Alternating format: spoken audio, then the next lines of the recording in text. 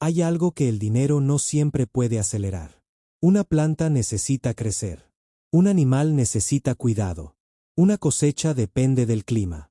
Esta relación con los ciclos naturales puede enseñar una idea que la vida moderna suele olvidar. Algunas cosas necesitan tiempo. En la ciudad, muchas veces todo parece urgente. Mensajes, entregas, resultados, trabajo. Pero, ¿qué ocurre cuando tu rutina te recuerda que no puedes acelerar una semilla? Puedes cuidarla.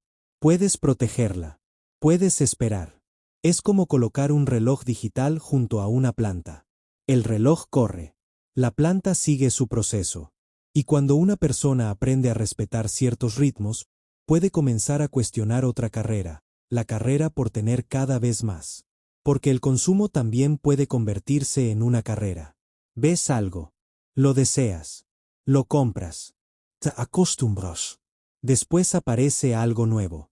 Y vuelves a empezar. Es como correr sobre una cinta que nunca termina. Un estilo de vida con menos opciones de consumo puede enseñar otras respuestas. Reparar antes de reemplazar, reutilizar antes de comprar, esperar antes de gastar y aprovechar lo que ya existe. Esto no significa que vivir con poco sea fácil ni que la falta de dinero sea una ventaja. No lo es. La cuestión es diferente. Cuando no puedes resolver cada deseo comprando algo, tu mente puede aprender a buscar satisfacción en otros lugares. Y entonces ocurre una inversión inesperada. Lo que parecía una limitación empieza a revelar una habilidad diferente. Tal vez esa sea la parte que más sorprende.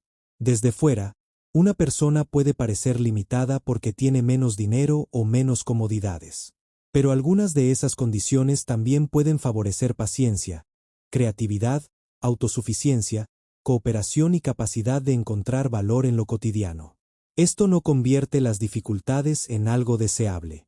Simplemente muestra que la mente se adapta al entorno. Y aquí cambia la definición de riqueza.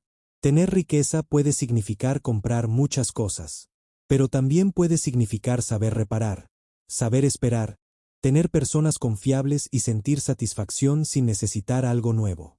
Quizá la pregunta nunca fue cuánto tienes. Quizá la pregunta era cuánto necesitas para sentir que tienes suficiente. Algo que no aparece en una cuenta bancaria. Si observamos, aparece un patrón. Algunas personas pueden aprender a disfrutar lo sencillo, desarrollar capacidad, valorar la ayuda mutua, respetar los ritmos naturales y depender menos del consumo.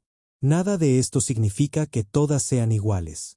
Significa que el entorno puede influir en los hábitos que construye. Y quizá por eso una vida con menos dinero no siempre se siente como una vida con menos valor. Ahora queda una pregunta. ¿Qué significa realmente tener suficiente? Esa pregunta merece una respuesta. ¿Qué cosa sencilla de tu vida te hace sentir rico sin costarte dinero? Escríbela en los comentarios. Tal vez alguien lea tu respuesta y descubra una forma de satisfacción que había olvidado. Si este video te hizo pensar, deja tu me gusta y compártelo. Suscríbete y mira el siguiente video. Imagina una casa sencilla en medio del campo. Todavía es temprano. El sol apenas aparece y alguien ya está despierto. No hay tráfico. No hay cientos de anuncios. La persona sale, mira el cielo, revisa sus animales, prepara algo para comer y comienza el día. Tal vez no tiene un automóvil nuevo. Tal vez tampoco tiene mucho dinero. Y, sin embargo, parece que no le falta nada urgente.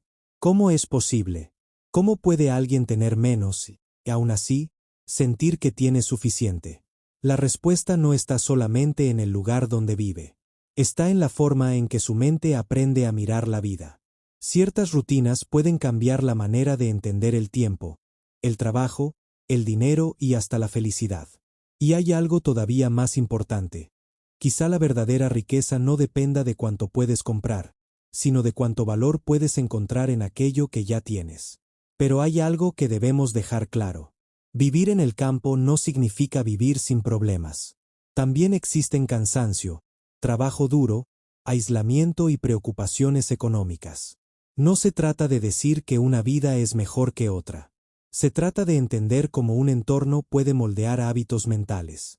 Tal vez tú mismo has sentido que siempre necesitas más. Más dinero. Más comodidad. Más cosas. Entonces piensa en algo sencillo. ¿Qué cosa de tu vida todavía te produce satisfacción sin costarte nada? Una conversación. Una comida. Un paseo. Un momento tranquilo.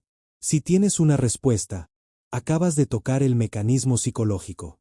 Existe una creencia muy común. Si tienes más dinero, necesariamente tendrás más satisfacción. Parece lógico. Con dinero puedes comprar comodidad y soluciones. Pero la mente humana puede acostumbrarse rápidamente a lo que antes parecía extraordinario. Esto se conoce como adaptación hedónica. Compras algo que deseas. Al principio te emociona. Después se vuelve normal. Y aparece otro deseo.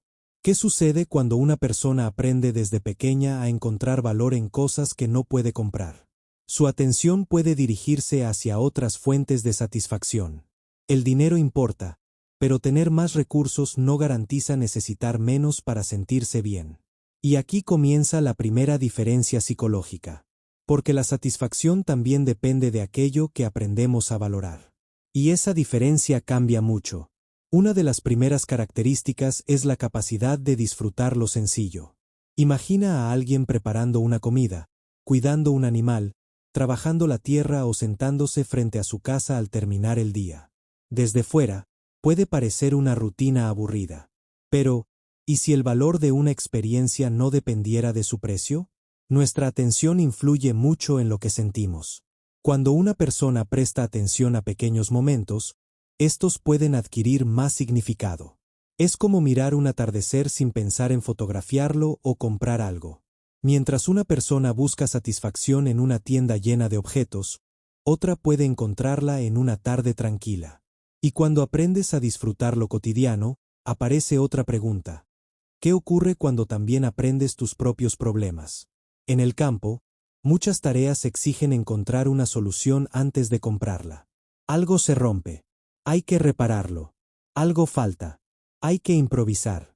Un animal necesita cuidado. Hay que aprender.